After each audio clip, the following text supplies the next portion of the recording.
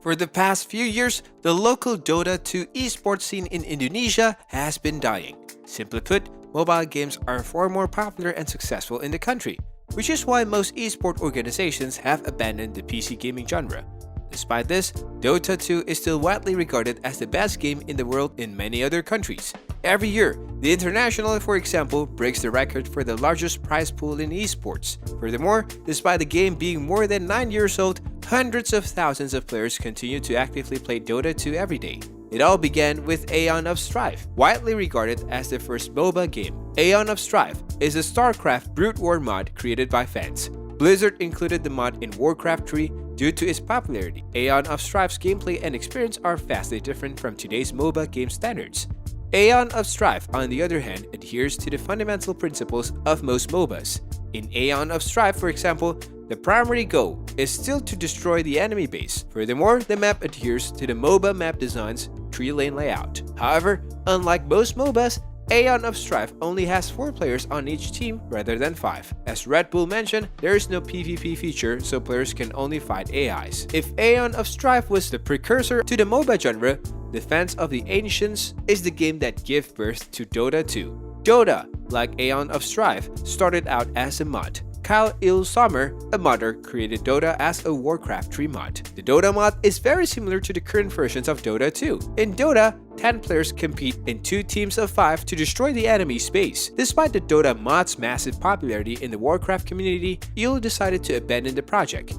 He also attempted to make a sequel to Dota, but it never materialized. Eventually gave Valve ownership to Dota. Many people were inspired by the success of the Dota mod to create their own versions of the game. Dota All-Star, for example, is one of the most popular twists. Dota All-Star was also developed by a Warcraft modder, Steve Guinso Feek. This version of Dota bears the most resemblance to the Dota 2 game that we all know and love. Many people considered All-Stars to be the original Dota mod because it was the versions used in professional matches at the time. Guinso and Steve Pendragon Mascon, who founded the Dota Community Center, soon joined Riot Games to help develop League of Legends, leaving Dota All-Stars in the hands of IceFrog. IceFrog has undoubtedly played an important role in the history of Dota. Although he did not create All-Stars or overhaul the mod, he did create a large amount of new contents for All-Star after Guinso and Mascon leave. Furthermore, IceFrog ensures that All-Stars gameplay remains balanced and that no characters are overpowered. At the time, Dota's success could only be attributed to the fans.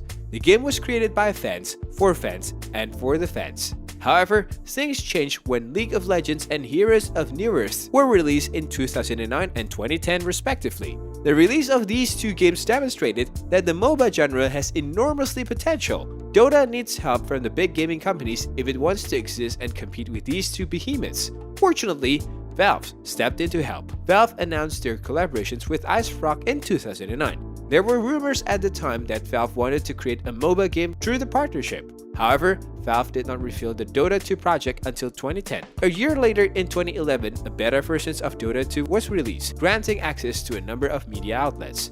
The beta development was a huge success, with the beta testers responding positively overall.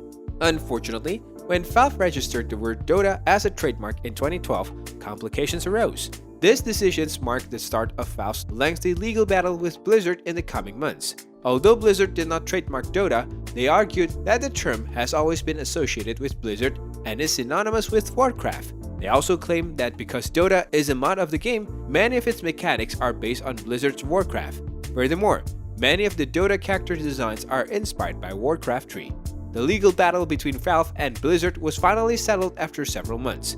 The 2 agreed that they each have the rights to use the title Defense of the Ancients as they see fit. The Dota name will be used by Valve to commercial products and franchises, including the Dota 2 game. Blizzard, on the other hand, will use the Dota name as a reference for its player-created content, according to Game Sutra. Following the fiasco, the Dota 2 development process proceeded smoothly. Dota 2 is still played by hundreds of thousands of people around the world 8 years after its release, demonstrating Valve's effort in popularizing the game. That's all for today's video. Thanks for watching. If you enjoyed this video, then do like, share, and subscribe to our channel for more such exciting content. See you in the next one.